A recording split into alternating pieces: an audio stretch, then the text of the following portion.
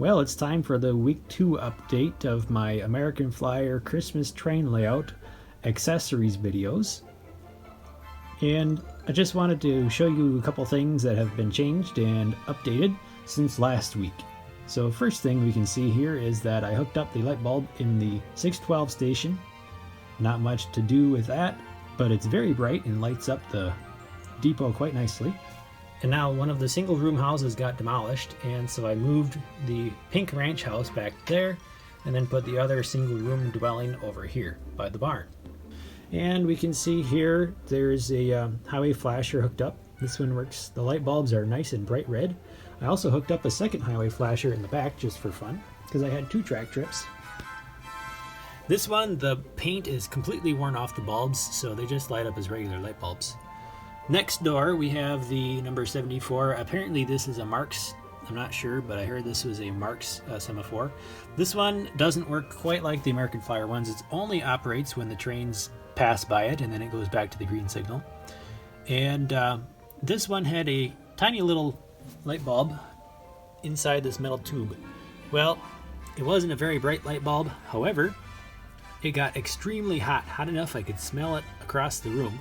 And so I picked up a couple LED replacements, and I was going to use those in my transformers, but their colors are just awful.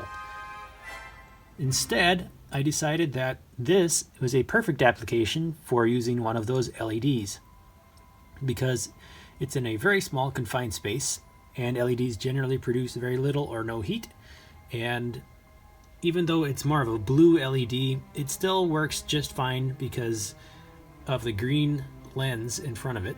So I think problem solved. I'll just get a little closer here. So this is what the LED looks like. It's quite blue, and also it's supposed to, the bulb is actually one of those variants that is slightly longer than the originals, and so that means that I can't actually get the back plate to fit over the tube just right, but it still sits in there just fine, and it's really not an issue with the LEDs. So that is what I've gotten working so far.